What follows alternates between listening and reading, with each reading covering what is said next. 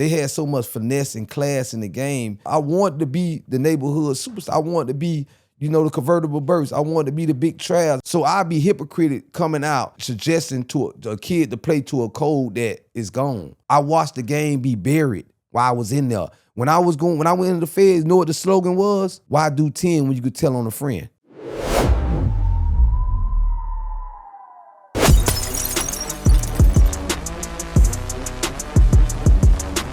Hey, it's Kyle, Mr. Federal Prison from Federal Prison Tips, back for another episode of the 10 Toes podcast from the Yard Content Studios in Hollywood, Florida, with my awesome co-host.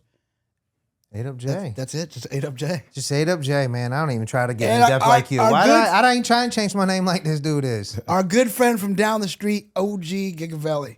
I don't even know your real name. It's Keith something, ain't it? Yeah, but they don't need to know. They don't need to know that. I mean, it's on my book, though. They it is on your book. It's my matter of fact, since we're on 10 Toes down, I'm going to give you my full name, Keith and Hunter, right? And if I can remember, 915074, some shit like that. That's your BOP that's my number? federal. I got caught in Tennessee, so I got a 074 number. Oh, so you East Tennessee at that. East Tennessee, Knoxville. Boy, they knock your head off up there. Tell Who's me that, about Starrett? No, that's Dude, listen. Dude, Knoxville, No, they don't play. They don't play. That Mobile. They don't play. Mobile, Alabama is another one. I think since we all us familiar, I think that's what the Sixth Circuit, one of the most conservative circuits. yeah, I mean the 11th is more conservative than the 6th, but yeah. Yeah, but the thing is like I figure you have a 001 number or 004. That's what I'm saying. 001 is Alabama. But I'm a Miami boy. I'm a Miami boy. 02 and 03 are Alabama. You can find us in Alaska. Yeah. Getting money. I know. I was in Atlanta. I got a 019 number. So OG Gigaveli's from right down the street here in Miami, but you're doing big things on the internet. And I mean, you're all about helping people too, but obviously to help people, you had to start by not helping like the rest of us did. So take us back to not necessarily the beginning of Keithan's life, but how'd you end up a felon? Oh, okay. Before I even much go there, I'm gonna let you know where I'm from. He said right down the street, but we gonna represent the U. Shout out to the U. I'm a Miami native. You guys are doing good. Oh yeah. You're all the way to the top. Oh yeah, we back. Nevin Shapiro's going crazy over there. Yeah, I can on his podcast about the U. I mean, it took them long enough, and Nevin getting out of federal prison they don't for even the care U to about do him something. Anymore. Yeah, they don't. They don't care about him anymore. Well, with that getting out the way, you asked me about how I started into being in the streets. A lot of these podcasts, they already see that I done told them I was a product of the heroin era, which is dog food. In the dog streets. Food, that's dog right, heroin. Food, right? You got your I'm crack from babies. Baltimore, so I know a lot about heroin. Right, you got your crack babies, you know what I'm saying? But I was a heroin baby. I came up in the era when syringes was everywhere. I came up during the riots time in Miami, you know what I mean? Like the Nelva Johnson riot, How old are you? McDuffie. I'm on 51. Okay. 74. Yeah, You did Eckerd time, right? Yeah, I did, yeah. Remember you sent me a picture of the same place I was at. Yeah. What time? He did Eckerd? it right. Yeah, he did Eckerd. For like a youth program? Yeah, he did it at I did level Eckerd 8. time too. I didn't know if you guys know that.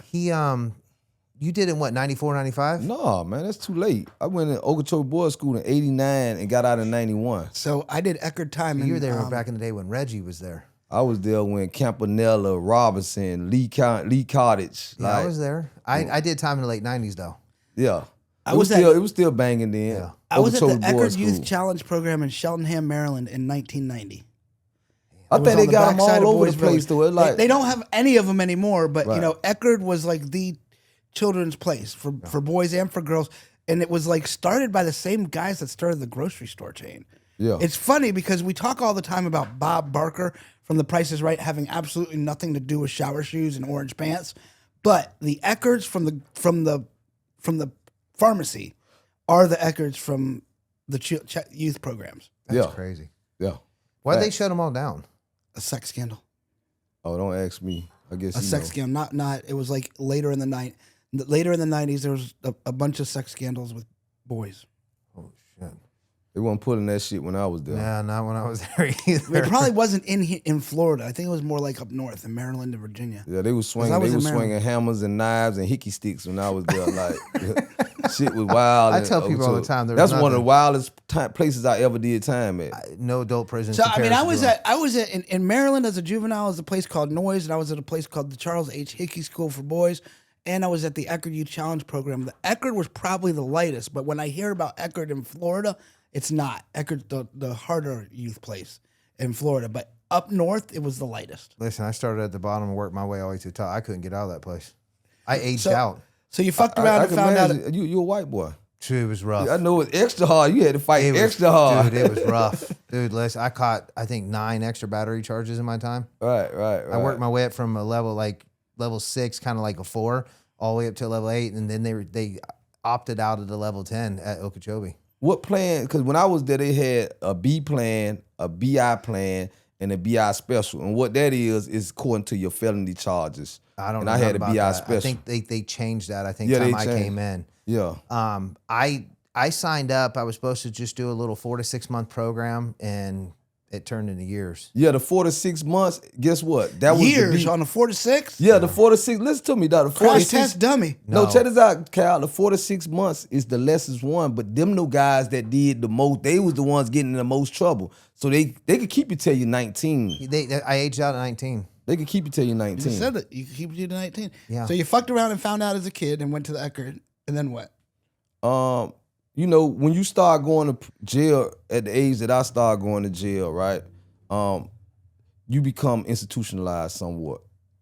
People might not want to admit it, but you know, as I think about it as an adult, as I think about it, it's really natural to become institutionalized. The people that don't become institutionalized is the ones that's in the way that get hit in the head with the hammer. Yeah. But hear me out on That's this. the difference between convicts and Exactly. and inmates. But here's the issue with I got a thing is that I feel like kids get institutionalized very easily. Right. It was way easier because when you get older, you understand the system, you understand how it works, and you understand the game. When you're a kid, you don't. Right. It's like fit in or get out, like type thing. I'm gonna be honest with you.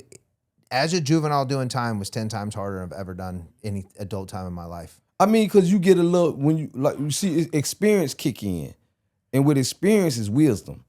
Yeah. When you go in at an early age, you're not experienced.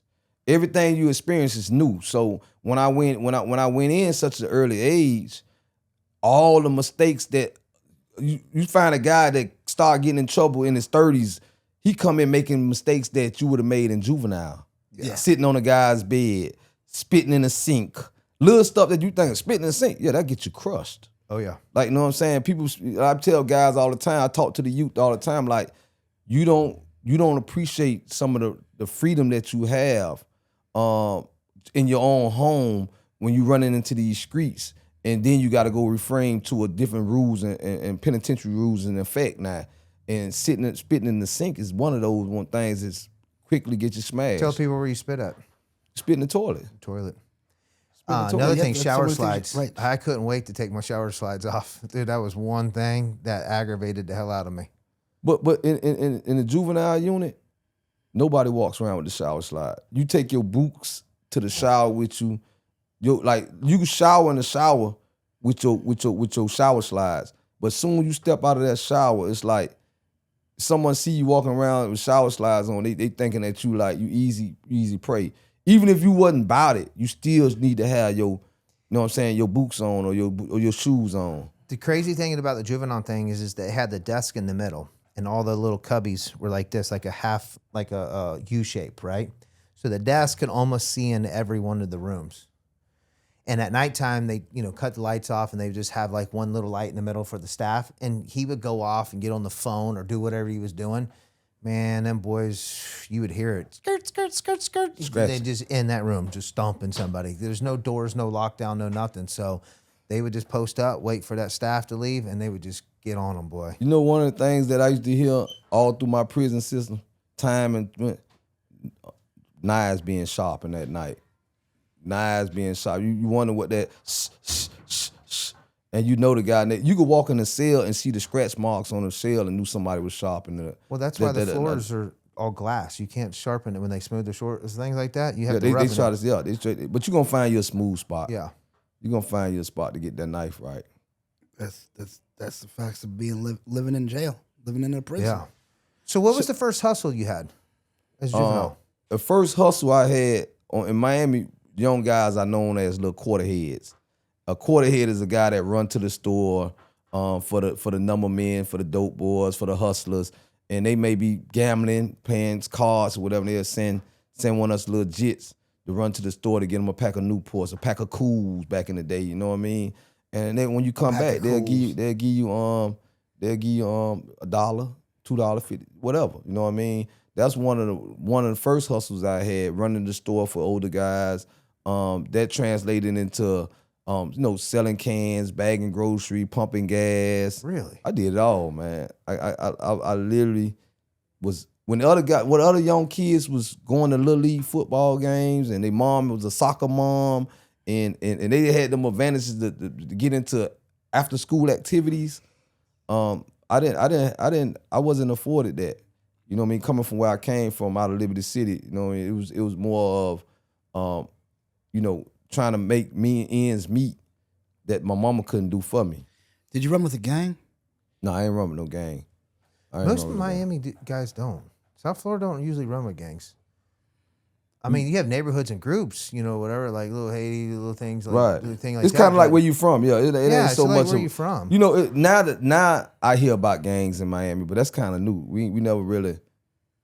It used to be a few little gangs. You had Tutu Ab Boys and the Untouchables down south, and like they were still from their neighborhoods. Yeah, you know what I'm saying? Like when you go in the feds, it's just South Florida boys. Yeah.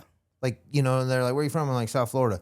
So I ran with a lot of the South Florida dudes, which mainly they're all blacks and some Cubans. But there's not like, oh, we have such and such a da-da-da. No, we just ran to South Florida.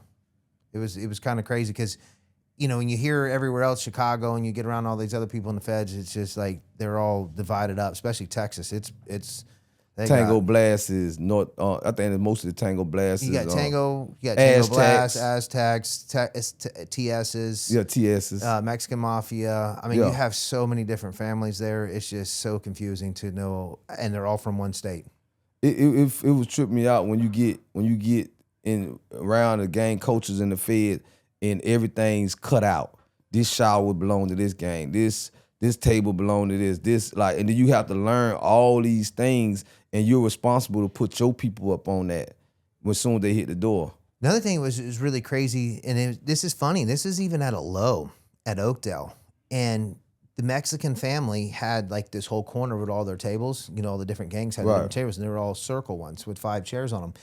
And literally, you couldn't walk a certain way through them. And that was the crazy part about it. Like, you had to walk around. If you walked through them, and it would cause fights. And they're like, hey, listen, when you get your tray, you go that, but you have to go this way. I'm like, when I first went, I'm like, what? But that makes sense, though. And I went through the same thing when I was in Arkansas. When I started going on, every prison I went to is like that because they don't know what you coming through they cut for, they hour for. You know what I mean? People got their backs turned. You know what I'm saying? So, you ain't supposed to be in that area. What are you walking through here for? You know what I'm saying? It makes perfectly good sense when you're thinking about it. When you get down to the genetics of prison life, what you walking through here for? Yeah. So that's kind of interesting that you went from running for the old guys to the store to bagging groceries and stuff. You would think that you would stay around them and get into the game. I mean, when it said like most when I was doing that, I was in 2 different neighborhoods. Okay. Like when I go over my grandparents' them houses in the sub, that's where my dad was from. That's when all the old heads and old players really knew me. But when I went back to where me and my mom moved at, which was in Tutu Ave off of 79th and 22nd Avenue, then you had the Shell's gas station right there on 22nd Avenue. You had Earl's supermarket right there. There wasn't number like more pimps, and 79th was known for pimp scroll type stuff. Like I didn't have that notoriety or whatever. People didn't really know me from my daddy and from my family from like in the sub. Brownsville is where I'm originally from. So when I went into the city, I had to create my own hustles, but the hustle was embedded in me. And one of the quickest things was pumping gas, bagging groceries, selling cans. Like when I'm telling you about it, I'm talking like second grade shit. Really? I'm talking about like So how's the pimps? Are they like what you see in the movies in South Florida? Or are they different type of pimps here? back then it was. Back then it was the pimp cars, the pimp hats and all that. I'm talking about like late 70s, early 80s. It's not like it's a bunch of junkies out there now selling. Like I almost think it in if they pimp, I don't think I seen a pimp. and like I say, like since back then. I thought it was just like a Shout West Coast out thing to J or whatever. Baby and Huckabuck, them, you know what I mean? Some legendary Miami pimps. You know, you always just see it with the cane and the purple outfit and stuff. I always thought that was more like a West Coast thing. I didn't know it was down here. Like I just named two major players, J Baby, Huckabuck. You know what I mean? Them boys were real Miami pimps. So how'd you get your first put on? Huh? Like your first put on, like your hustle. Like Oh you yeah, like get put on the game. Put on, yeah. You talking about put down? Well, put down in the game. Put out. Like a lot of people say put on, like when you get Yeah, put on, like put on. that. It's the same thing, but I'm used to seeing it put down. I got put down when I was like, I want to say roughly right before I went to Okeechobee Boys School, and when I got out, I went back on 15 Ave on my homeboy, World them shot up on 7-1, my homeboy Speedy. You know what I mean? All of them, we had little spots, and then God bless the dead, my homeboy Jit. He had a spot called Star Boulders. They sold jugglers over there. And then my homeboy, World them back then, they had a spot called Peeping. And I'm saying these names, but that's how I work in Miami. We had, our spots had names, like designer. Trick said it on one of the shows. We had designer drugs in Miami back then. So Peeping, what was the Peeping? Peeping had a little hornet on it. It had like a little. Listen, you think I'm playing? On the bag, you would see a little hornet. That'd be like a strip club name. Yeah, it's people. But people, you got to realize when you get on coke, people start peeping. They paranoid. So it was like, yeah, you hit this coke here, you gonna be peeping. You know what I'm saying? It lived up to its name too. You know what I mean? It was real popular in Miami. But I was a watch out. I was a watch out. My first introduction to the game was watching out for the police. And we wasn't calling 12 back then. We would call them Bo Brown. Cause of the uniform that County Boy had brown, so we call him Bo Brown. And it was my job to watch for Bo Brown coming off 7-1 and 17th, coming towards 15th by Miracles, and watching for Bo Brown coming from 14th, coming towards 17th by Sugar Hill. And I also would keep my eye on coming straight down 15th towards 7-1. That way I could holler at them boys in Sugar Hill, hey, Bo Brown coming off 15th and 7-1. And that at that time, nothing would get sold. Everybody act normal. What year was this, you think? This 91. Back in the cocaine days. It's 91. So you got to see the hype of Miami as a kid growing up, everybody making money. Everybody all the big boys. Money. I talk about that in my book, Pressure. I was telling about, they had songs, 15 Ave. Niggas could get paid on 15th Avenue. And it was really like that. Like, I mean, to be broke on 15th was a sin. How long did you get? What was your first prison sentence? My first prison sentence? Juvenile. He said prison. Prison. My first prison sentence was I had a 6 and 2 prison sentence. I did 4 years off it. Was that state or fed? That was state. And then I ended up going right back. I stayed out 6 months and then doing 7 mandatory. Now, so altogether, I did 11 years in the state of Florida. What was that for? For robbery. Robbery? Yeah. Drug dealers or just hitting places? Tourist robberies. Really? Yeah, that's what Miami was known for back then. Well, that's why they did staying your ground in the gun laws, because of Miami. Yeah, I'm probably so. Because tourists would take a long turn to have their map out, and y'all be like, give it to me. Well, what tourists is coming to Miami with guns? No, they don't. Well, that's the whole reason wwhy they did the whole staying your ground. They changed the laws because Miami was robbing all the tourists and was hurting the tourist industry. So they changed the laws of all the robberies and everything else and put all the mandatories and everything else. But they changed the laws, which you're correct. They changed the laws. We got to, like, Jeb Bush came from Texas around 95 and made Florida 85%. I was in prison. Before then, we had CRD, which was conditional release. Dudes could go to prison with 5 years and do 5 months or 5 weeks. It's all according to the population. You could go look at Tuesdays and Thursdays. A paper would come out on the bulletin board, and it would let you know, according to population of the prison system, how many days that they was kicking out. So if they kick out, so this week they might kick 240 days out, right? And you already been into the year a week. That's a whole year.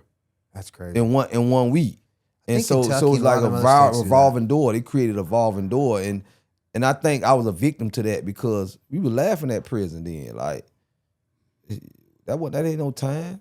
You know, for the risk that we was taking. Like, I was growing, when I growed up, we had a mindset, I'd rather be in jail than out here broke. That's the type of mindset I had. Mine was get rich or die trying. You see what I'm saying? And that was before 50 even started rapping about it. Right.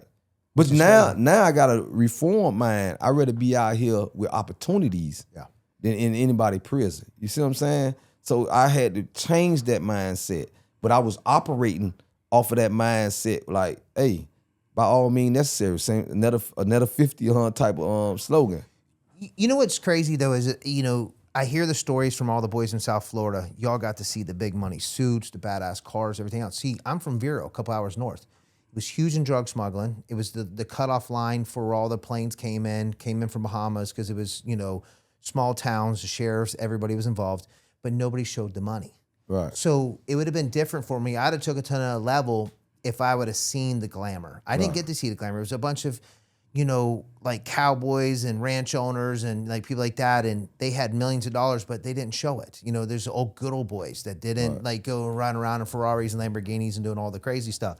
But when I hear all the stories on here, dude, I would have been in prison for a life sentence. I'm gonna tell you, just to kind of collaborate on what you're saying, you 100% right. When I grew up watching Jaguars, real flamboyant type stuff, Gucci rags on top of cars and Gucci Cadillacs and Gucci BMWs, and Miami, they would get a little flossy with it. You know what I mean? So growing up, it was enticing.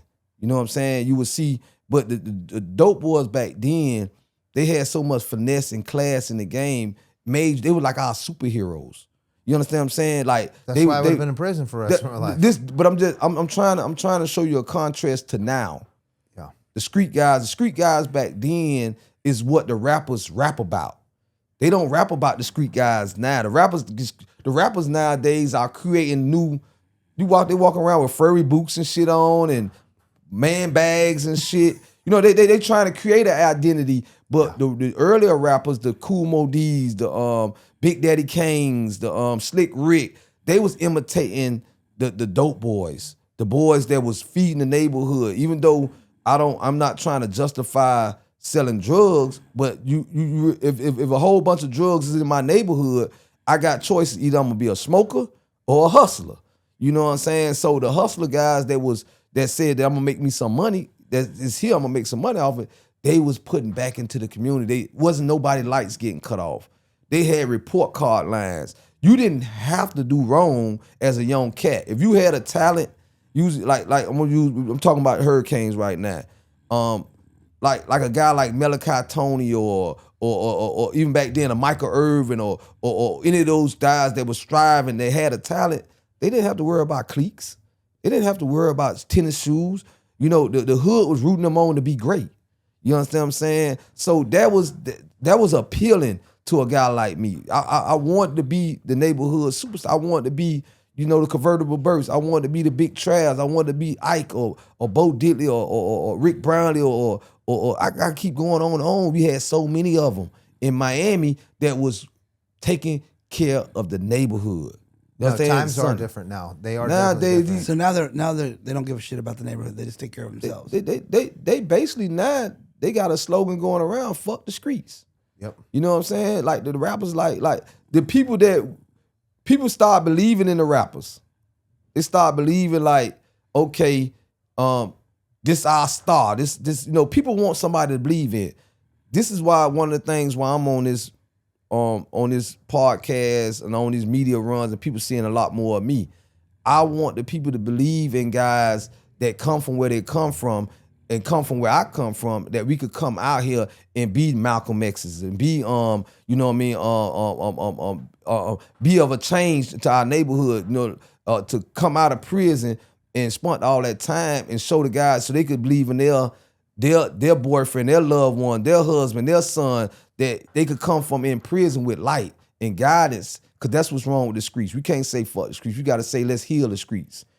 Well, I mean, here's another thing that I tell people all the time from experience. If I had to put in as much effort into a business and opportunity, what I did in selling drugs, I wouldn't have lost none of that time.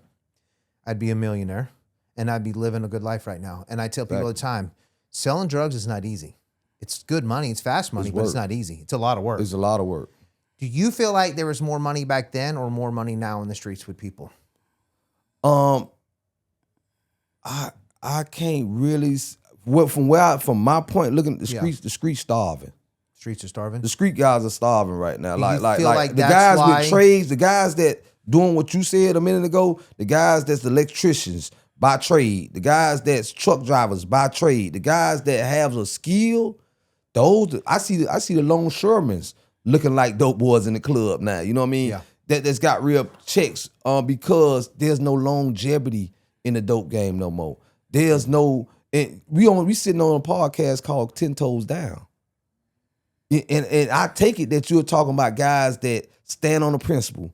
Yeah, know what I'm saying? Like me myself, all us been in the joint. None one of us get our rats or told on anybody. We stood 10 toes down, stepped our lick, and we're out here now on a campaign of changing what the narrative, changing what you just said, like information you just found out. It took you to go to prison to find that out.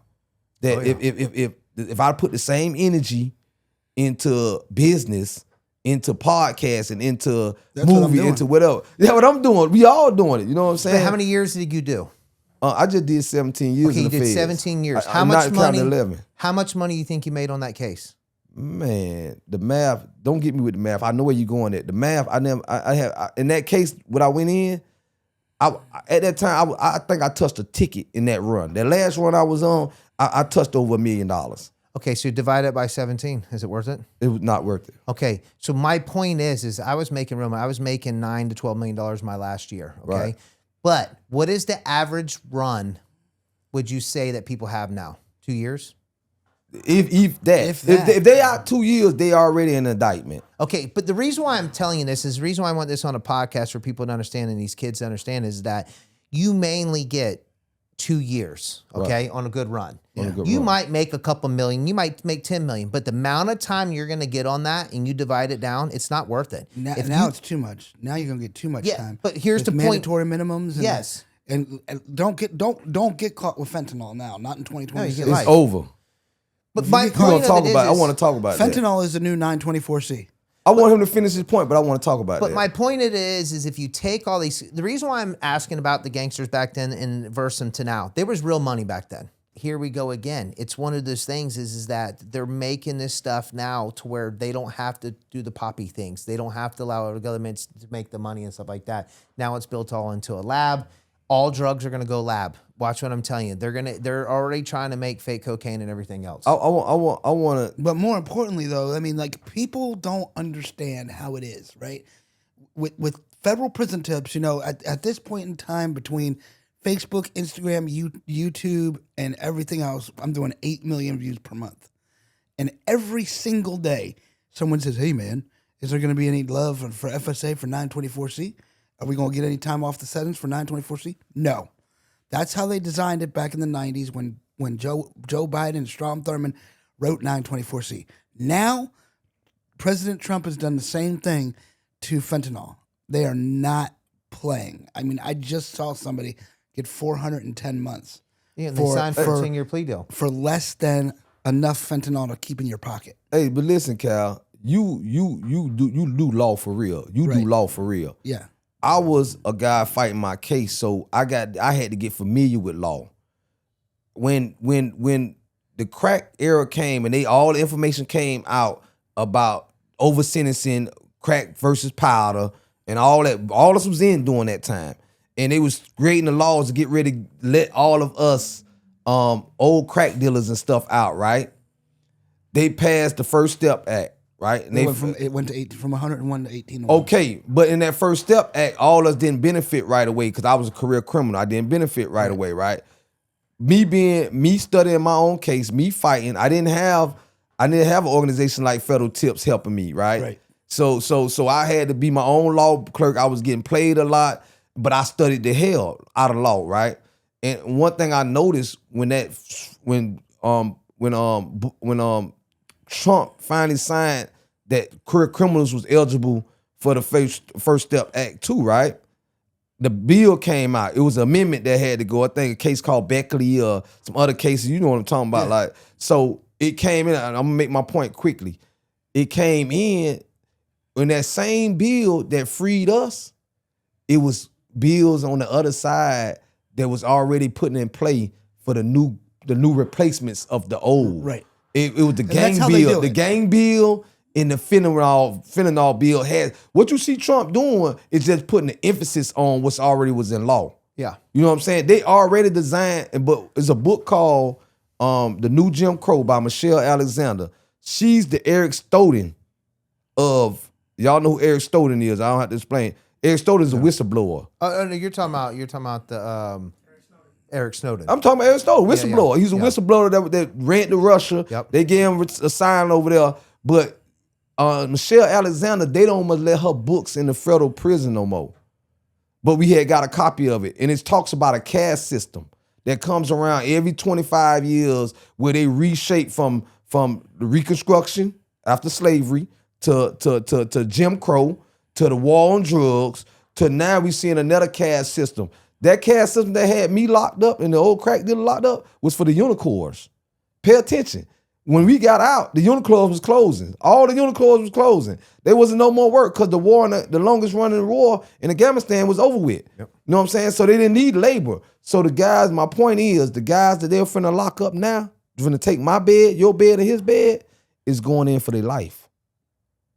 That's why the fentanyl is such a serious, because it's on everything. So now when we catch and this is my message to you young kids, when they catch you, 9 times 10, whatever you dealing in, the pills, the weed, or whatever you dealing with, it gonna have a trace of fentanyl on it. When they send it to that lab, you gonna have a fentanyl case and you ain't gonna know it. And you're gonna be able to be tried with this fentanyl law.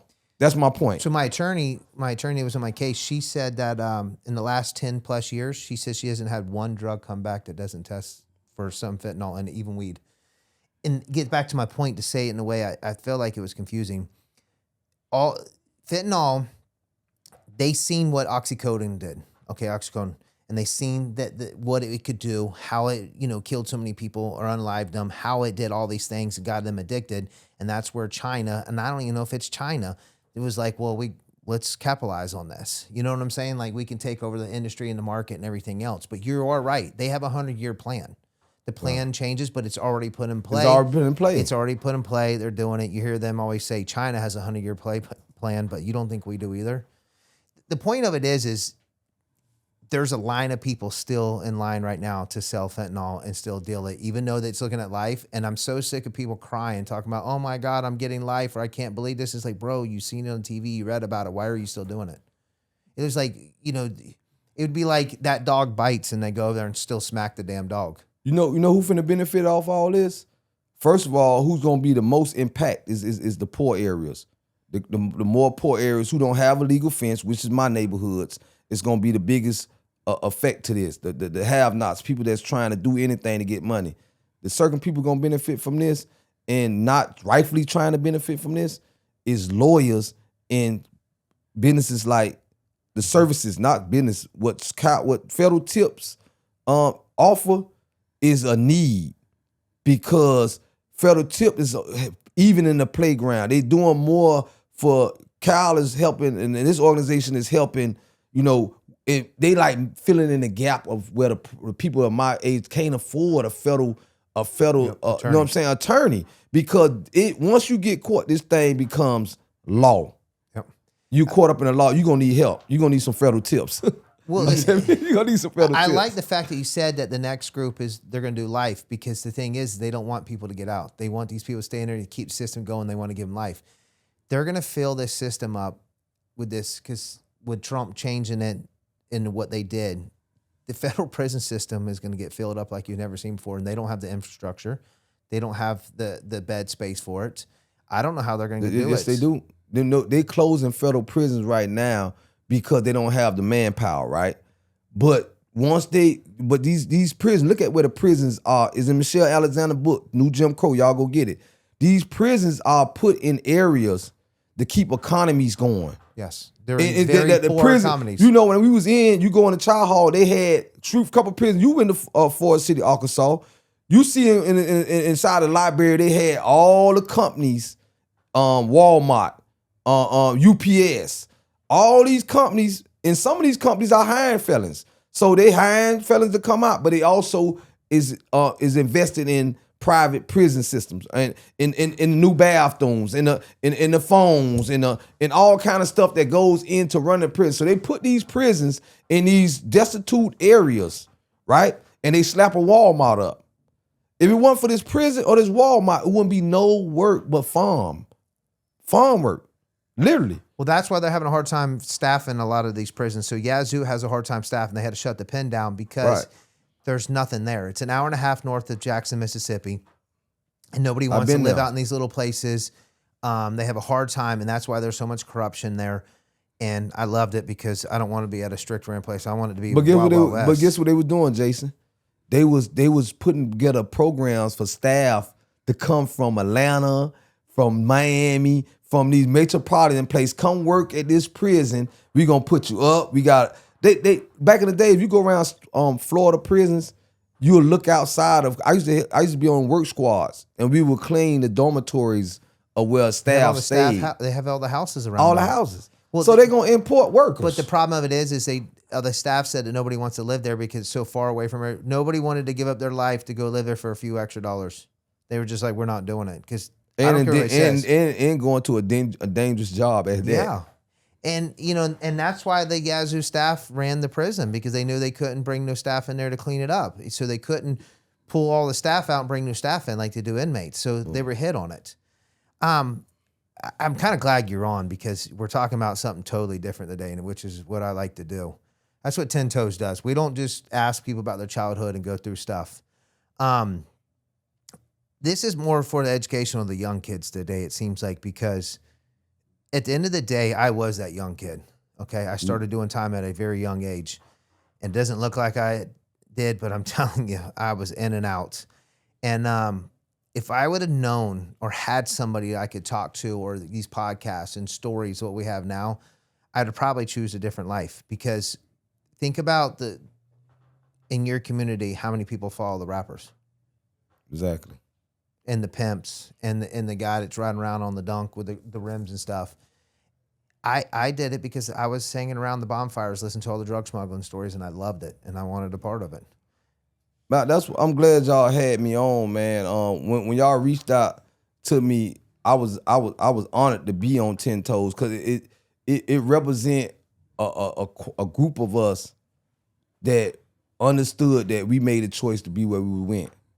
But in that, we was gonna be men about what we did. And that same quality, I think, is embedded in myself, you, and even Kyle, you know what I mean?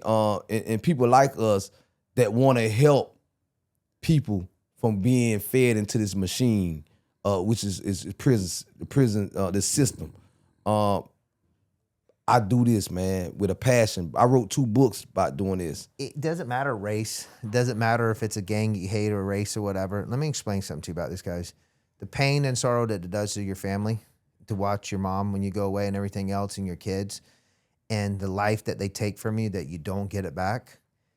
I'm telling you, as much energy as you put into selling dope or doing these frauds and these scams, and you put it into a business mindset, you will be happier, richer, mentally richer, everything you can think about if you just put that same focus into a legal thing. And I'm telling you right now, what age did you come out?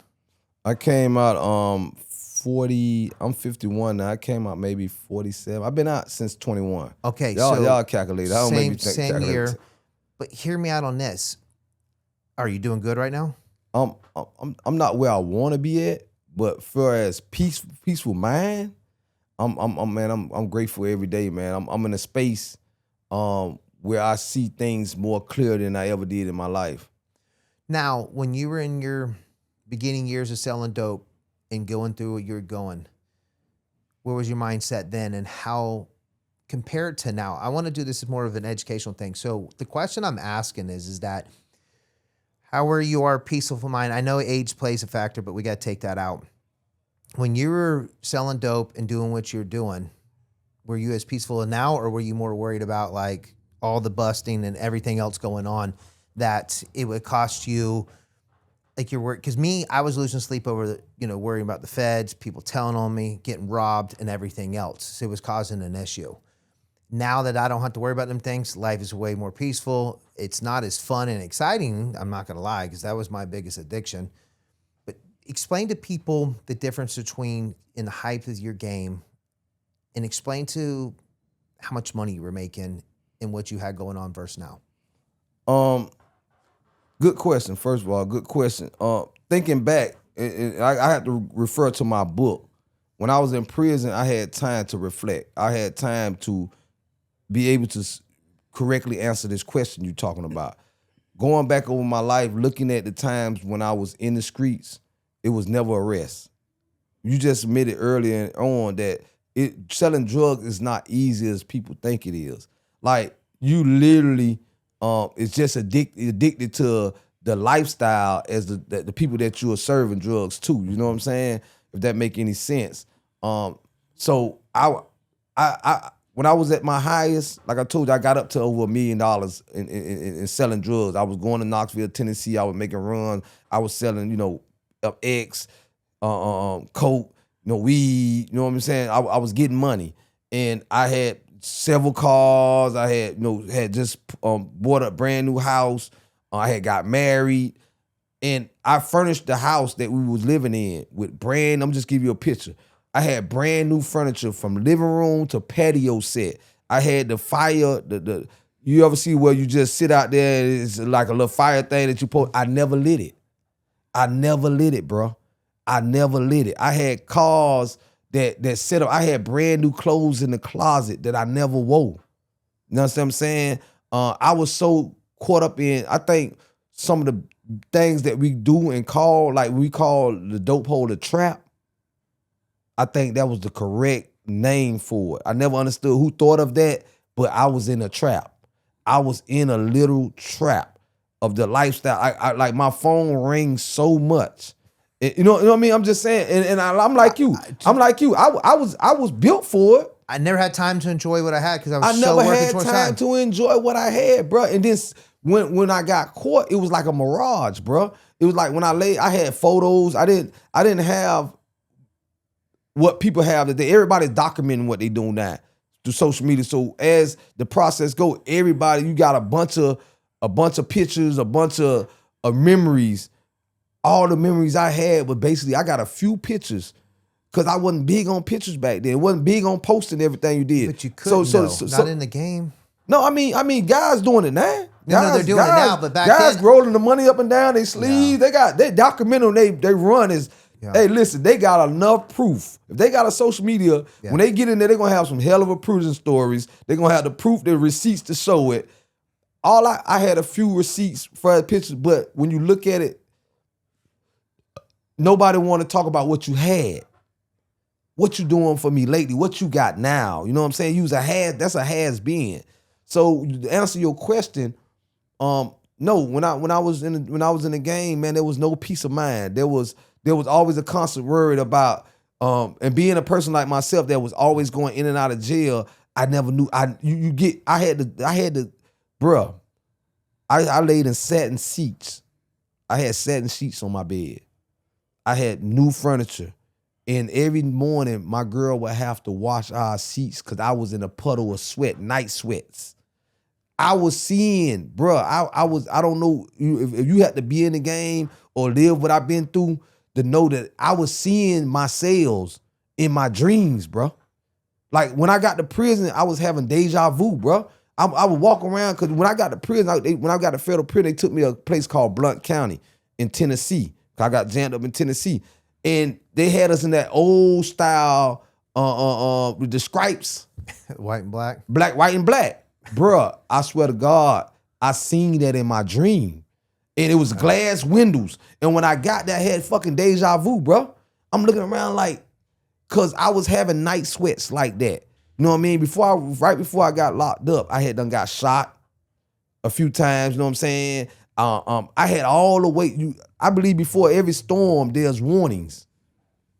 For a real life storm, you see warnings. It's true. And I seen the warning signs. So I know that everybody that's in the game, on the level that we were playing on, they have to be having these same dreams. They have to be. That's why so many people that sell drugs, you start seeing them drink or get high or do different things because they medicating them demons. It's the stress. I'm gonna be honest with you. I tell you all the time, my addiction was the lifestyle. Okay, if I have to put it in terms, I'd say 1 week out of every month I was living life. The other 3, I was not living at all. Now I live the full month. What I'm getting at is I had everything and anything you want, but I don't know how to explain it. I don't know how to put in words. That's why I asked you, because at the same time, it was like, yeah, you had everything, but I wasn't happy. That's what I'm trying to tell you. I didn't have to worry about gas. I pull up at the gas station now, I'm worrying about, damn, how much the gas is. I didn't have to worry about getting all, she asked for grocery money or any type of spending money. I just, if I have it in my pocket, I kept thousands of dollars in my pockets at a time, safe full of money. You know what I'm saying? So money was never an issue. You know what I mean? But it wasn't never the piece that I wanted either. Because the more money you get, the more you want. Yeah. The more things you want. That's why you see people that gets money, you see them with so much.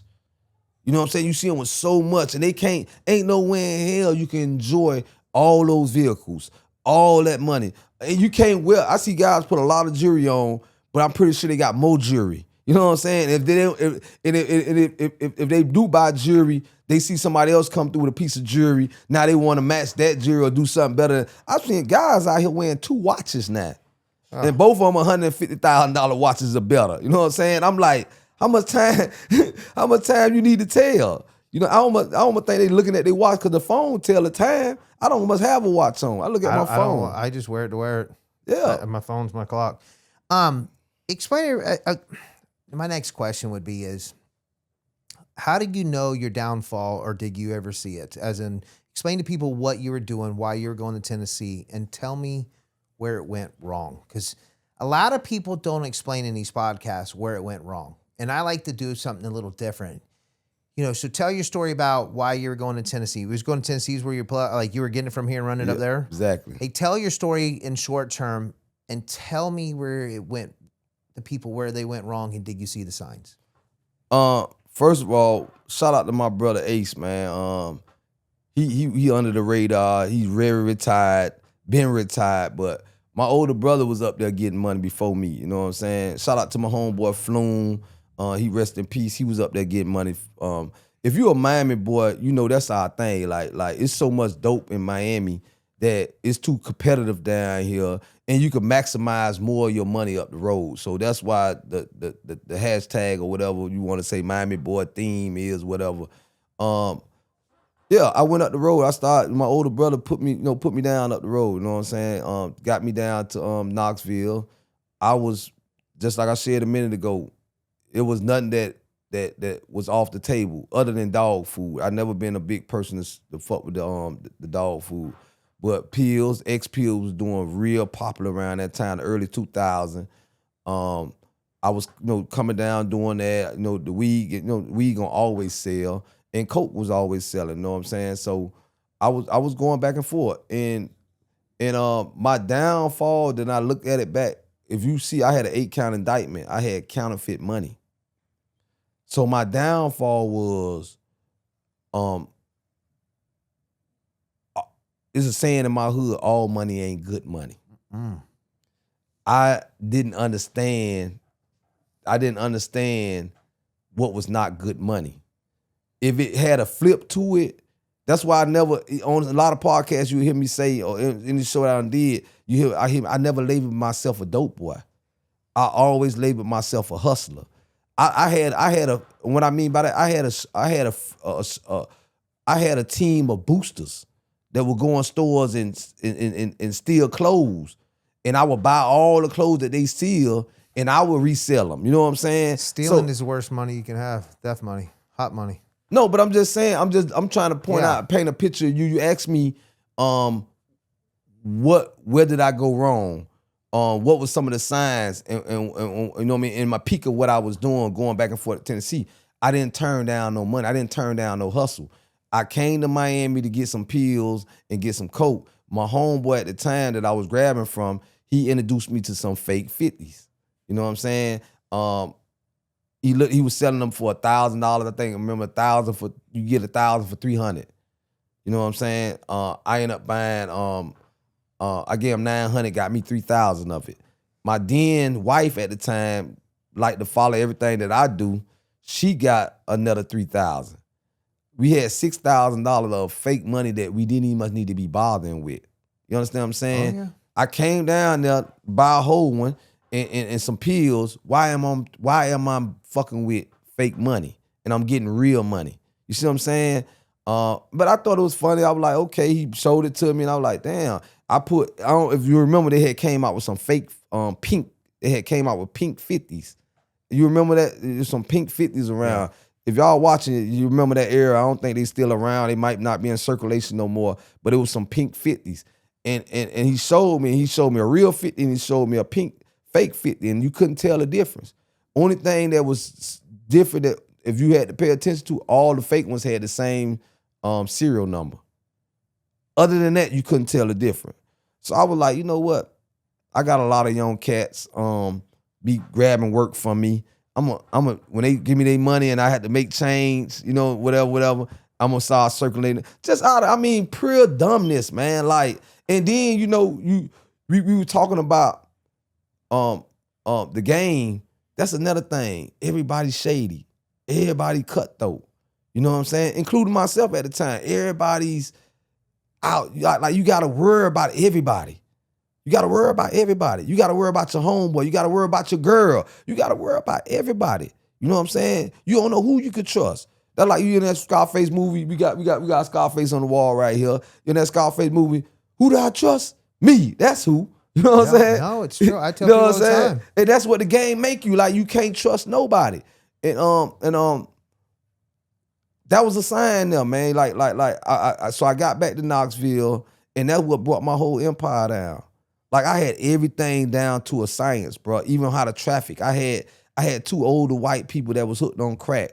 I'm talking about, look like your grandparents trafficking my work for me. You know what I'm saying? Like it was no way I had to get. That's one of the hardest things in the dope game, getting it from point A to point B when you're moving it. Yeah, because you got to get lucky every time. You know what I'm saying? And I don't care what anybody says. You got to get lucky. That one wrong time is just it. The problem that I've noticed, and it's wrong not to do it this way, and it's like you said, it's bad money, is to put it in a vehicle that somebody doesn't know, because it's the nervousness that gets them every time. The state troopers, they train on the pickup on. And that's another thing why I say I had it down to a science. When you ride, and I'm not giving nobody no tips because I don't want you trafficking, but I never got caught trafficking. And that because one of my older brothers that's not here, he was one of the best traffickers I know. He was in the service, right? And he taught me this. He when he got out the service, he started getting in the game, but he never got out the service all the way. He was a National Guard reserve. So anytime my brother would cook a whole brick up in Miami, and this worst thing you could do is ride with crack cooked all the way up. He'll cook a whole brick up, not knowing the laws. That's why it's very important to know the laws. But he would drop it in Miami. You know what I'm saying? And when he was going to Panama City at the time. And, you know, that's another spot that I used to go to after my older brother. He's no longer here. I can speak about him. But he used to have his uniform, his National Guard's Army uniform on a hanger in the car with him. Like, what is your purpose of being on the road? Like, they don't see your family, and they don't see the kids. Y'all not going to Disney World. You know, like, why are you in a working day? It ain't the weekend. It's Monday. It's Tuesday. Why are you on the international highway? Yeah, you know what I'm saying? Because BMF and them had a good one with the limo. Man, they had horses. They had that shit. I read the book. I'm gonna tell you, dude, the limo thing to me was hands down really good, because that's the last thing they were gonna expect. Pulling over a limo. You know what I'm saying? Man, I mean, you got to be real creative. Like you have to have a concept of it, and you have to have your. I done heard stories where, like you say, the worst thing to do is put it in the car with people that don't know it's there, or not only that, put it in the car and people don't have their stories together. You see what I'm saying? Oh no, like that's why they pull that's why they pull y'all away from each other and they hit you with questions. You feel me? They pick up on the sweating of your nose. They train. They go to school for body language. But it's even worse than that. Like when me and you was probably doing our thing, all those things that's on right now, we leaving out the state of any part of Miami. It's a facial recognition right there. It's like zooming in on your tag. It's like I even see them little things. I ride the highway now and I look up and I see the little things look like it's sensors. I believe that shit could pick up the money. If you ride around with wads of hundreds of dollars in there, they got that slip in there, they know you trafficking money. So I had custom furniture made in my house, and only one person, the person that did it, and he was involved in something else to his brother-in-law. And I know nobody knew. My old lady didn't even know where these hidden compartments were built into the furniture because I have a house remodeled. The feds only hit the spots because you had to tear shit up to get to them, right? Once it was put in there, if you didn't know how to get in. And the feds only went to those spots that the money was at because I could tell because they tore it up. If they didn't tear it up, the other ones went and tore up that didn't have no money. So it was like, how did they know to go to only the spots? So say there was 10 hidden compartments and only had money in 3. The other 7 weren't and tore up, and the 3 that had money were. And they didn't even check the other ones because you had to tear them up to get to them. Somebody 9 toes down.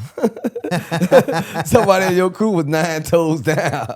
Somebody was telling. Yeah, but hold on. But here we go, though. But hold this up. Why wasn't other spots hit? If my guy told on all the spots, why isn't other spots, why wouldn't they hit? Why they only hit the spots with the money? So I see what you get now. They have something. They In have the a slips, way. to pick up on the wads of money. I heard if there's enough money, because the silver, if there's enough of the money together, that they can they have something that can hit on the money. If there's enough money together. You had me, when you was telling the story, I thought you was talking about all the stash spots. I didn't know you just had the spots where the money was at. No, they only hit the spots where the money was at. Okay. I had at least 10 hidden spots, and only 3 of them they hit with the money. The other ones they didn't touch. And the reason why is because you had to like nail and screw, do certain things. And they don't undo screws. They just take pry bars and rip everything. Like they tear the shit. I mean, they tear it up. So my point is that they have ways to scan for the money. I'm telling you. Hey, can we take a little mission, right? So I just, for those of us that's watching, right? Cal, you see Cal got like maybe a hospital band or something on? Yeah. Like he literally going through something right now. So it's not that the conversation is not engaging. Yeah. No. Carl, can you explain it like a little bit? Now you got to tell them all your business, but you kind of like, Well, so like I'm having a kidney transplant in March, and today I gave 30 vials of blood. Good Lord. I don't want nobody thinking like, No, but, hey, but you putting them to sleep and shit. Yeah, no, the other thing is, this actually happens a lot, but Nelson is such a great editor that you can't even tell. Oh, you know, like, when he goes to post, you won't even be able to tell. The only reason why I wake him up is because he's snoring in the I damn know what night. I'm saying. Other than I that, hear. I let him go because of his medical issue. I let him go. No, because I don't want people. This is a really good, informative interview, man. The other thing is, we've had some great guests. I'm going to be honest. I'll be honest. I don't know. We've probably done 20 episodes now. We've probably done 20 episodes. The only one where I've stayed awake for the entire time was last week when we taped with Scott. Really? I think so. What about that girl y'all? What about that girl y'all had on? Oh yeah, and Amanda. Yeah. I was here for Amanda. I don't think nobody can go to sleep with her. I'm going to tell you something, right? I'm gayer than hell, but Amanda is beautiful. She is. I heard all y'all complimenting. She's like that girl Cameron at the other building. Right. Let me tell you. Right. I'm just kidding, Nico. But no, I nodded in and out and heard a lot of what you were saying. There are some things like in my head that I already wanted to talk to you about. Come on too. with it. Like, because we've talked. There's some people that won't do our show because they've got bad paperwork. We went through that whole thing with 1090 Jake and everybody that because there's nobody else on my indictment, but they did want me to talk about John McAfee, and I never did tell I kept the government going for 5 days because they were feeding me McDonald's, but I didn't give them anything. Right. You know, but you know, there are I look at this as two different ways. As prison consultants, you know, there are some other prison consultants that are out there like, yeah, the quickest way to lower your sentences with a 5K1 or a Rule 35. But you know, here at our prison consultancy, we always offer like 3 or 4 different ways to mitigate your sentence without snitching. But like you were telling me, because in the background, OG hangs out with us a lot here at the yard, and you've been talking about how like the people don't even care anymore. And it's all been like since not 1090 Jake, but like since 6ix9ine, since Toshi 6ix9ine. It's like Young Thug and Young Thug, yeah, Young Thug told. Yeah, what's the other one that just came out? The other one that told that 6ix9ine's going in on about talking about, oh, it only mattered when I did, but you motherfuckers know. Man, I don't much be honest with you. I don't much keep up with all the rappers. I mean, like I don't 21 Savage. Yeah, 21 Yeah, Savage. I I mean, I don't know about that. Fetty, but also I mean T.I. told. Yeah. Yeah, but see, I'm glad he pointed out, and I'm very honored to be on 10 toes, right?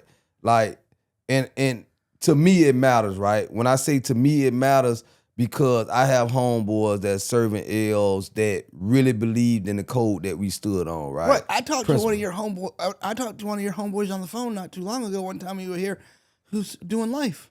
Yeah, talking about Bo and who stood down? Who stood on? Yeah, business. you talking, and then you also talking about shout out to you know, to all the homeboys. Some of them I don't want them to name right now because they still fighting their cases, right? So you know what I mean, and I don't want them blowing their name up on podcasts. But you see right here on my arm, I got stop snitching on my arm. Yeah. Oh yeah. I went to the feds with this on my arm. Like I didn't get no tattoos in the feds. It's been on me for. When the era of the stop snitching, when everybody had the stop sign, shirts and shit on, when it was real popular. Oh yeah, I wore that the other day. Yeah, you wore one the other day? Yeah. You were here. Oh yeah, you did, yeah. But here's the problem with it. I know where you're going to go with this. I might be wrong. Right. The issue I have with it, and I don't care who comes on the podcast. We have some people like, oh, I don't want to come on because I'm scared of y'all. I'm like, dude, I don't go after none of them. If you own your thing and you whatever. Yeah, if you come up, hey, yeah, I told, but I got 5 years off. Fuck yeah, more power to you. That's the way they play the game. But here's the thing about this is the shit that I don't like, and this is where I have a problem. Don't come home and act like a gangster knowing you told on your case. Yeah. Okay, them are the people I have a problem with. Like, bro, if you told, move on with your life and never do it again, okay? As in, like, yeah, I did it because I want to be home with my family, whatever. I don't, whatever. But don't come back out here and act like, oh, bro, I'm, like a gangster. And it's like, bro, no, you're not a gangster. You're a bitch is what you are. It's all you are is a bitch. You gave somebody an L because you made him believe that you were a part of that code. So he was like, okay, well, Kyle's not going to tell, I'm not going to tell, I'm going to write this to the end. And then all of a sudden you write to the end and he's been working with him the whole time. And it's like, bro, dude, what the fuck, dude? So now all of a sudden I'm getting life while he goes home because he faked me. Well, let me put this. We talk. Y'all interviewing me today, so let me. Right, we interviewing him. No. I ain't saying that. Let me. I'm saying that in contrast is let me explain me. Right. Let me show you something. I've been on the internet since 2021. Literally on the internet 2020. I wrote 2 books. Federal Pressure and Pressure. Both of them have my name. One of my books on federal pressure say still on paperwork. I came home, want to stand on the code. Thought I was going to revamp the code. I'm going to send y'all a picture of me at Rick Ross' first car show, right? When I came home. I went and made me a customized Dickie set. I had stop snitching on the front of it. Like dudes didn't even want to stand in pictures with me, right? Because it's reason I'm saying, if I could use a metaphor of spades, all us played spades before, they're not playing with the aces high no more. They playing with the deuces, they playing with the jokers, they playing with it. They changed the game. So now my point is, I came home thinking like, boy, I could bring some, bring the streets back to, because I had an issue with snitching. My issue with snitching was it gave the government so much leeway power to they would have. I come from the state joint, remember now. In the state joint, you could ride a case out in the county jail for 2 and 3 years, and they would come down. Yeah. They would come down. Like the case get weaker and weaker. So you had some leverage You know what I'm saying? Like, I'm going to trial. You could taunt the government with the trial. Let's go to trial. Box it up.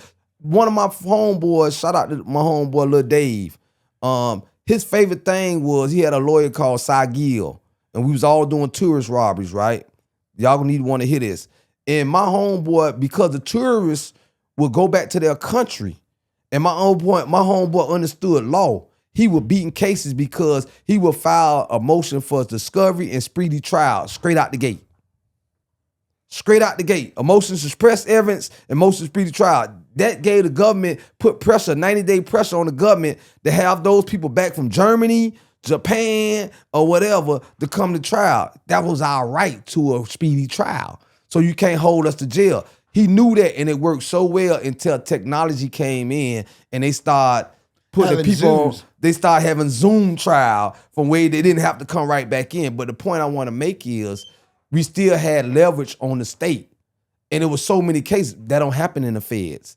In the feds, they know that, listen, matter of fact, like I just told you, we indicted you on these charges. We ain't must tell you about the charges that we know you did over here or other rats we got over here ready to tell on you. And or the the people government plays people for fools too. If your case, we read plea agreements every day. I just read a lot of plea agreements. You know, they'll be like, "Well, we agree not to prosecute you in anything else in the Southern District of Florida." But as you well know, they might not. Okay, great. You sign this plea, you're good in the Southern District of Florida. Then they'll come back and bring your ass up in the Northern District of Georgia. That's what I'm trying to say. They got this is when you in the feds, your name say not Keith and Hunter versus Florida. It says versus United States of America. We just seen them go take a man out of his whole fucking country, arrest him and his wife in his country. And you think you're gonna bully them? You think you me from little Liberty City ready to go up against motherfucking United States of America? Yeah, I copped out. I'm not fucking going to trial against the federal government. You know what I'm saying? Yeah. When they could debrief a motherfucker, they could go, excuse my language, they could go and debrief somebody, give them all the facts to your case, and bring a soul train line up and ready to get on the stand on you. People you don't much know.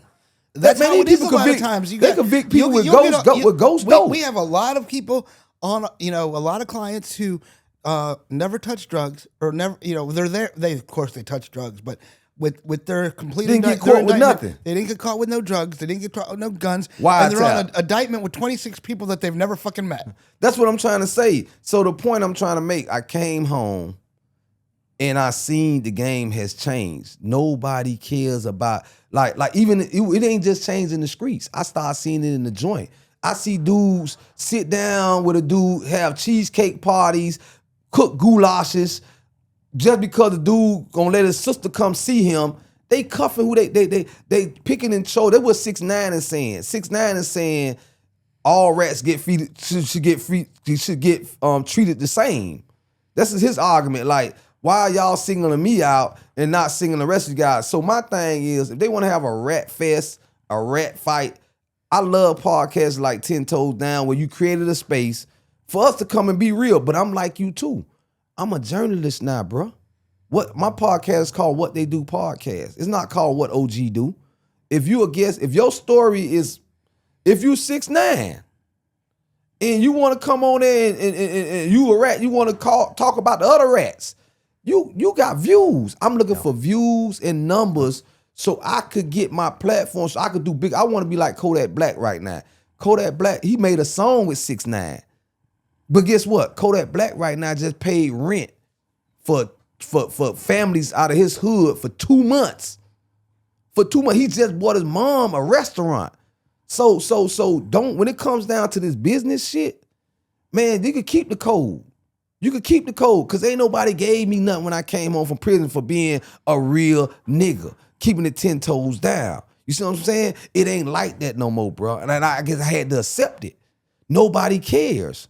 Me and you might feel care. We might still have some principle, but if we stand on it long enough, bro, and people might disagree, you may have your opinion. You're not paying my bills. You're not furthering my mission. And my mission is to help these young kids not even get in position to be told on. That's my mission. My mission when I'm home right now is, if y'all watch Boys in the Hood, y'all remember when Trey wasn't built to get in that car and Cube them told him they didn't treat Trey differently because he didn't get in the car. They went and handled their bit, but don't get in the car farting and shit, going around and we finna go do that and you know you're not built for this shit. And then we get away and the only way we get caught is because of you. You know what I'm saying? Stay on the sidewalk. Don't get in the streets. You asked me earlier, what is any money out here? Is the street guys winning? The street guys is not winning, bro. Ain't no long runs.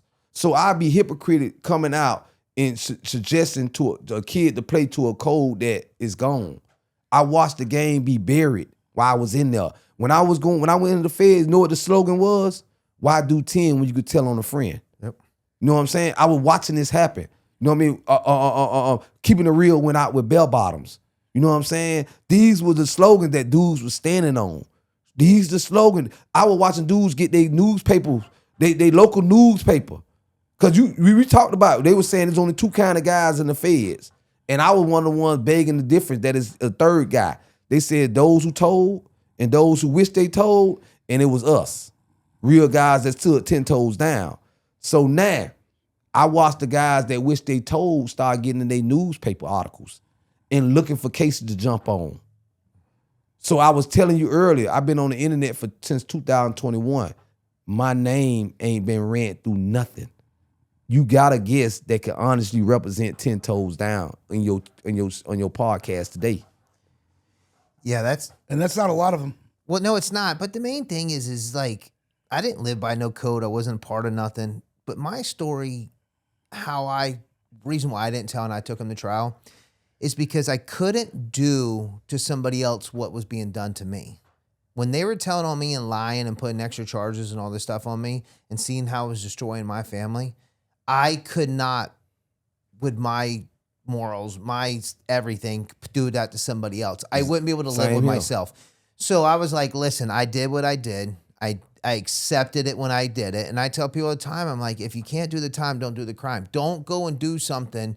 And I was looking at life. So they can't be like, oh, it's different with life. I'm like, no, I was looking at life. My PSI says life too. Right. So it's like, you have to understand the fact that I was looking at life. I knew I did a lot of wrong in my life. And I would have took a plea deal if they would have told me what I did. But they want to charge me for something I didn't do. And it's like, no. I was like, well, charge me for what I did and I'll take a plea deal. And they're like, no, we're going to tell you this. I'm like, no, you're not getting a political gain on this. I'm like, go F yourself. I'm like, I'll take it to the box. And I beat them. I had 7 people cooperate against me and we won on the first one with the feds. And then I lost the second one because I had Brian Steele and he laid down. They threatened with money laundering. The feds have every trick in the book. They raided my first attorney's house while I was having a meeting with her. So they kicked her door in and while we're having a meeting and then blowing her phone up in the middle of the meeting. And then they went to Brian Steele and threatened him with money laundering. I get it. We all did what we did. We all said, but I do agree with you. That's one of the reasons that I could never.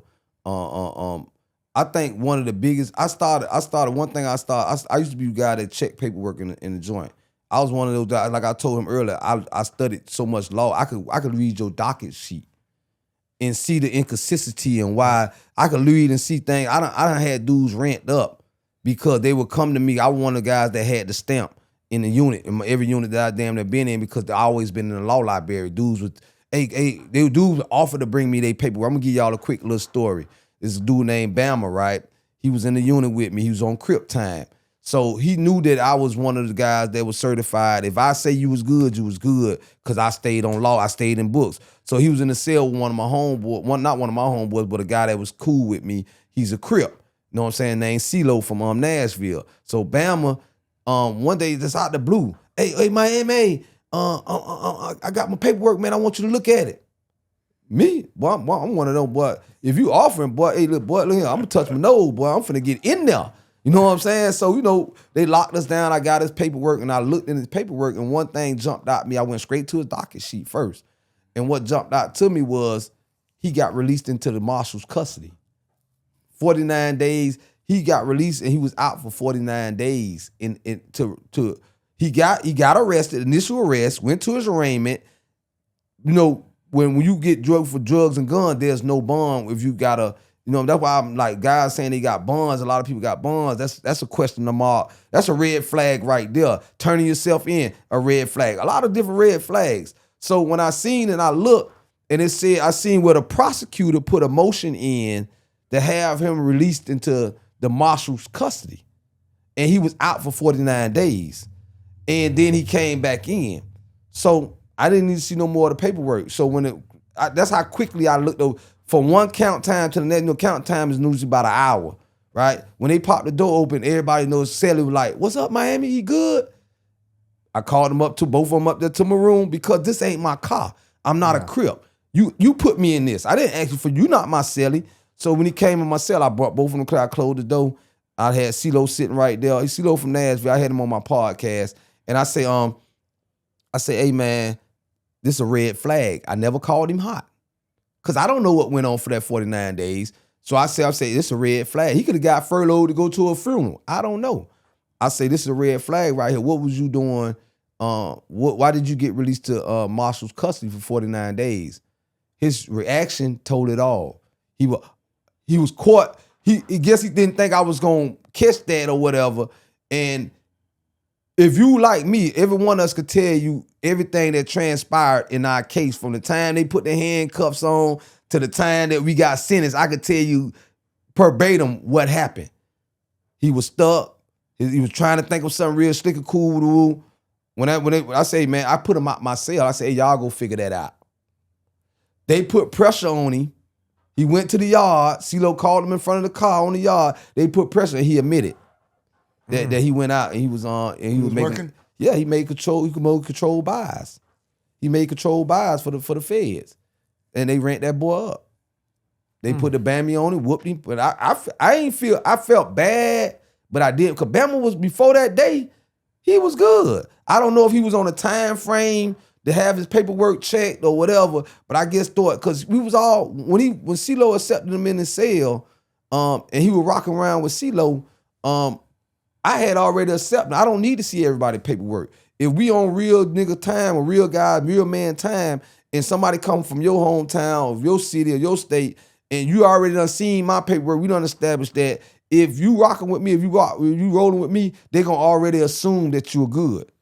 You know what I'm saying? Unless you go in their cell and y'all have to swap paperwork. It's funny that you say that because I went to my first prison. I got in trouble for checking paperwork, ran a dude up top. So he told on me, supposed to be solid white dude, gang member, everything else. And all his paperwork was clean.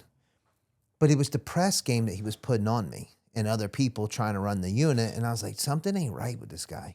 And I always have this way, I tell people all the time, you want to find out somebody's hot? Just start talking about your past. Be like, man, I've done prison 5 times. I've been did this and did that. And they want to up you. Man, I've been 6 times, 7 times. And I'm like, how much time did you get? You know, I'm lying. It ain't and they're like, I got this. And I'm like, and they look at me and they're like, fuck, I got caught. I'm like, got you, bitch. And so I tell my girl, like, yeah, give me all this stuff. Find out that they've been in trouble because the feds are hiding everything in the paperwork now. Right. You can't find out nothing. So many times these guys are good. But I would literally show up to another yard. I'd have Puerto Ricans, blacks, all kinds of people talking about, yeah, no, Jay's good. He's good. He's good. He was at last place, and the boys took him in. They already, yeah, because feds is smaller than people think. Like, so you can't hide. I wouldn't even have no white boys there, but other races was speaking up for me and stuff like that. And, you know, we talked a little bit about a fight that there was a big fight at Manchester or whatever. I want people to understand how violent stuff gets so fast in there over small stuff. You talking about the fight that everybody is going crazy right now. I mentioned it on Jason Mitchell podcast. I was telling about the time I got stabbed 8 times by the Serenos. I was at Manchester Correctional, and you asked me, we were talking off camera, like, you was at Manchester too? And I was like, yeah, I was at Manchester from 207 to 215. That weight pile caused a lot of problems. We had an understanding.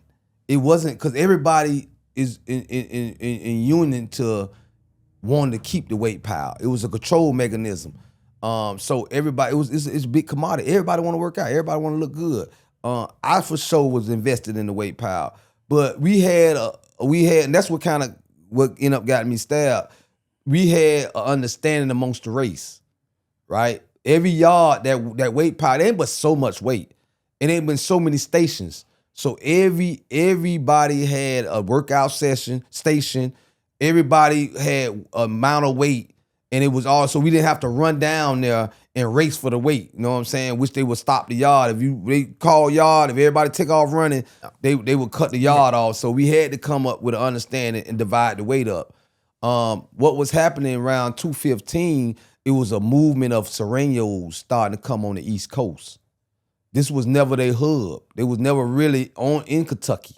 You know what I'm saying? They started going to Big Sandy, Manchester, Lee County, and McCurry and areas right there. Explain to why they were coming over here. They was coming over here, from my understanding, was that, the Serenos are into it with the Norteños, they into it with just about anybody.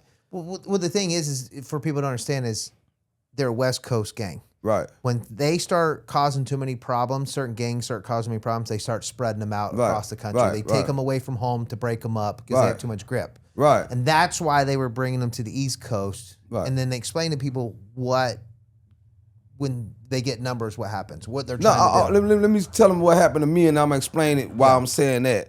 So what ended up happening, just like you just said, they was getting displaced for whatever reason. I don't have all the information on it, but it kind of makes sense what you're saying.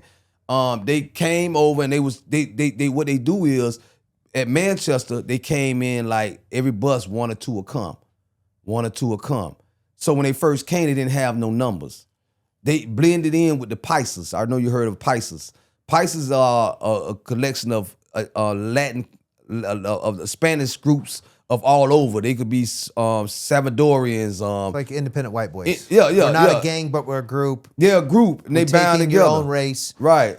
But you don't have a gang. You don't have a right. That's the Pisces. So the Pisces are, to me, I done heard about the Pisces being aggressive in other yards, but to me, they the workers. Like, they really not aggressive people. You know what I'm saying? They really don't want to be enforced into the gangbang and shit. These the motherfuckers that get caught for illegal entries and shit like that. They want to wash your clothes. They want to, you know what I'm saying? They want to steal out the kitchen and cook papayas and all kind of little Spanish food and shit, right? But when the Serenos come around, right, they use them for their numbers. You see what I'm saying? So the Serenos more of gang mentality, and I'm one of those guys. I respect everybody. I respect the code, and I pay attention. They real organized. They got mandatory yard. They train. They do all this different type of stuff. They don't shoot no head up fades or nothing. Make a long story short, they came and they tried to monopolize the weight pile. I had them been there, like I said, from 07 to 015. You're not finna come change shit up on me. You know what I mean? I'm not gang related. I'm a Miami mentality type guy. I'm used to fading. I'm used to respect because I give it. They been wanting to green light me, dog. They been like, we had a few incidents in the Unicor. In a particular one I'm talking about, his name Lenore. If you watch the Gangland, like I said on Jason's podcast, his episode is the episode of the satellite house. So in my unit, they had to ask for some TV time. You know what I'm saying? Cause they really, even though they Spanish, they like to be watching a lot of English shit. They like to watch the Walking Dead and all those. I'm saying, well, because they're Americanized. They're Americanized. They really the ones that were born over here. You know what I'm saying? I heard they catch a lot of hell when they go back to Mexico. If they get deported or anything, but they the ones that really born over here. So when this guy, the Lenore guy, if you see him, bro, you look like you looking at Steve Urkel, man. Like, guy wore little glasses. He don't look gang related or nothing, but he's Satan in the flesh. This little motherfucker's evil. You know what I'm saying? He's a shit starter, you know, and he didn't like me and I didn't like him. He came on when he came on the yard, like I said, the Serenos in my unit asked us for a night to watch the game. They was premiering his mom episode. And we gave him that night because everybody like Gangland. I like Gangland. Yeah, but why couldn't they negotiate with the Pisces to get the Latinos? Pisces watching Spanish shit. They didn't have, at this time, they didn't control the Pisces like they wanted to. They was hanging around more with their self and just, in my unit, I'm speaking for my unit. The one in my unit was one, they was doing tattoos and then, they was close knitted. You know what I'm saying? They really wasn't aggressive at the time. Usually the blacks got the most TVs though, because y'all got the biggest populations. Yeah. We got the That's most crazy TV. that y'all broke bread with them, because most places would have been like, no, but like I said, what it was, the news TV, the CNN TV, after a certain time, CNN started showing the same shit. So it was like I would watch. In my unit, I had a little pool on the TV. I would watch, Dateline. It was like the old head TV. We would watch shit like that. So, when they ask, like I'm saying, you respectfully ask some shit, you put a request in. It's all harmony, man. Like, you know what I mean? Ain't when war start, it's war, bro. It's war. Like people gonna die. You know what I'm saying? So you do everything you can to prevent a war. It's a lot of politicking in the feds before it get there. Cause when it get there, it's going. You know what I'm saying? And a lot of people got a lot of shit to lose. So this particular time, we on the weight pile. Some shit went on about the weight. I'm not gonna get all in. I done told this story before. It's probably burning out on the internet. But you asked, and they stepped to me about a weight bench. I told them, like, man, I'm finna work out here. We got a back and forth some words. We already had some words before. I called him a coward. You know what I'm saying? Asking what he want to do. I called this call, like, if you got a problem, let me and you go head up. Quite legend, these dudes, they ain't finna fade. But they didn't want to push off on the weight pile because there's too many weapons on the weight pile. And like I said in the story before when I told this story, like it takes, you know what I mean, people may disagree and you may got some Mexicans come up, I whoop him.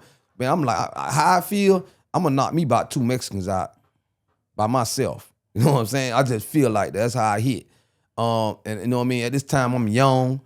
I'm like in my prime, 28, 25, still, just cocky and big and everything. I got pictures and shit. And I was hard-headed. I was bullheaded. I should have let it go, and I didn't. We walked off the weight pile. They came like they was finna come politic, and they end up, launching at me. And when one of them launched at me, I thought he was trying to hit me. He was actually just trying to stab me. I had a water cooler in my hand. The little water coolers they used to give us. I broke the water cooler across his head. His other partner stuck me 2 times in the back of the neck. When I turned to him, the Lenore guy hit me 4 more times in the chest. What was it, little poker, like a they nail had poker? like little ice picks. Little ice picks? Little ice picks, the kind that you could barely, it was kind of concealed. But your little easy toteable ones, you know what I'm saying? A guy that was working out with me named 30, like 5, he was bigger than me, 30 GD, bigger than me, lifting up the whole weight pile. Like 5 of them went over there with him, and 2 of them stepped, Lenore, the head guy, and another one his little henchmans. And we got it in for a minute, and they caught me at a strategic time. We were working out during lunchtime, and more blacks wasn't on the yard. Like I said, the Sereños and the Mexicans, they mandatory what they do. Anytime they move in union. You know what I'm saying? And the blacks that was on the yard with some GDs that were playing basketball at the time. What gets me is how many Sereños are on the yard at this time, you think, altogether? At this time, they hadn't got their number up. What's their number up? At this time, they had a table in the chow hall. I can't give you a specific number. 20, 30? About 20, 30 at this time. Yeah, but and that's all they needed. Yeah, but good Lord. But then they blend in with by this time here, 20 or 30 Sereños take over 500 weak-minded Pisces. Yeah. You see what I'm saying? Because they pressing. Now you gotta realize it. If it's 5 Sereños in a dorm with 15 to 20 Pisces, they running them Pisces. Now there's 25 Sereños. I'll ask you a question because, I know it's not all true. But why don't blacks run knives like the whites and blacks or Mexicans do? We do. When the numbers, when I was at, I done been in some spots where coalitions took place. That's why I don't understand why it can't happen in the streets. I done seen Crips, Bloods, GDs come together because they needed the numbers and they had a coalition. We do it all the time in prison. But right. The thing is you always hear the Mexicans always have the little ice picks. White boys have the bone crushers. The blacks don't usually. Don't get me wrong, they got knives, but they're not knifed up like other races are. No. Because everywhere I've been, they don't like to use them like they. No, they're you straight split heads. Black guys, we I'm gonna speak for me, and I think I speak for a lot. We feel like we more dominant physically. You know what I'm saying? Agree. You know what I'm saying? Like you look at a black guy, like we blow up real quick. So like, and then at the end of the day, you got like DC black guys, Florida black guys, they knifed up. It's just certain groups that's knife up. You know what I'm saying? Well, that's what I'm saying is because they're not known for a lot of stabbings. Is what I'm getting at. So I've always heard from everybody always tell me. So I thought I'd ask you because. No, because we known for knocking people out. We known for being more physical, like with hand to hand, and resort to knives and stuff like that. When we, like me personally, I'd rather fight before I stab, but I would knife up quick if I feel like you had an advantage on me, like size-wise. Because I know the white boys do it because our numbers are low in the higher ups. We don't have a lot of numbers. You know what the white boys allowed to do? Y'all hell on staff. Yeah. If you do the statistics of salt on staff, the white boys hold the number all day. Yeah, I think that's true. No, it is true. It is true. And I think because y'all don't believe, I mean, look over the history of America, y'all entitled to a fucking, this is my country, this is my motherfucker. You pull the police pull a white guy over, he cussing the fucking police. What the fuck you stop me for? Like he he knows his rights and shit. I'll tell you this. Other races feel like we don't feel like we belong here. Like I'll tell you this. That's not the fact, and I'll tell you from somebody that has spoke to a lot of people and understand how this stuff works. And I had this race debate with a lot of people. What's one thing white people have been doing for hundreds or thousands of years? Conquering. It's in our genetics. It's in our blood. All we know is war and conquering and everything else. It's like we will die for a cause. And the thing is, Latinos, I just had a lot of talk with Latinos, with all the Latino countries being dictators and taking over. They won't fight back, really. They don't. I agree and disagree because them damn Mexicans, they fight for that. They'll fight to the death too. No, they really not in their countries. Remember the Alamo. You remember the fucking Alamo? Them motherfuckers not going. But you're talking about one thing. But y'all they don't have militaries. Won. They don't have militaries. No, I'm gonna tell you how y'all won though. Y'all mentally, y'all divide and conquer. Mm-hmm. Strategize. Y'all strategic. Let me tell you something. We talking race. Ain't nobody braver than a white guy. The shit y'all do, the mountains, who conquered the mountain, what Mushrock? A nigga is not finna go up under no Mount Mushrock. Yeah, we jump on the planes, we do all kinds of stuff. Y'all go out caves, underwater, y'all just, it's no limit to what a white person to do. Like, you gonna go find out what's in space.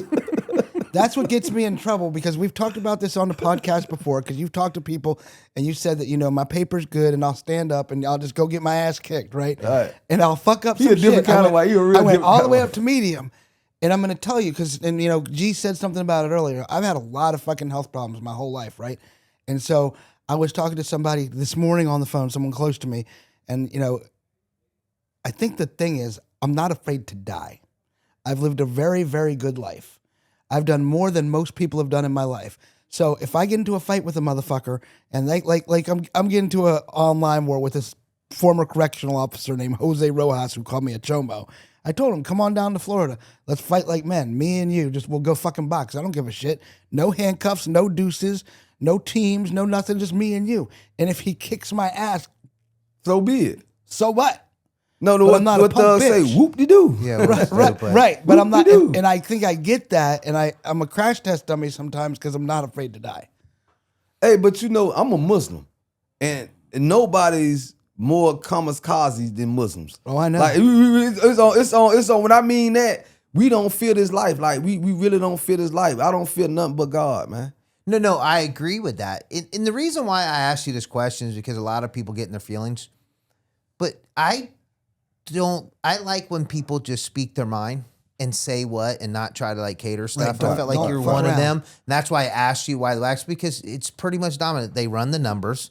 They're all swole as a motherfucker. Right. I mean, you literally can lay in bed and do 10 push-ups, 10 pull-ups, eat honey buns, and you're jacked. You can find me just about everywhere, man. Like I got 30,000 followers on TikTok, OG Gigaveli. On IG is OG_Gigaveli. And on YouTube is What They Do Podcast. What They Do Podcast, the fastest growing podcast out of Miami-Dade County. Thanks to all my supporters. And we doing 1 million views on Facebook and on YouTube now. And you can find all of our episodes at 10toespodcast.com and streaming everywhere you get your podcasts. We'll see you next time from the Yard Content Studios in Hollywood East.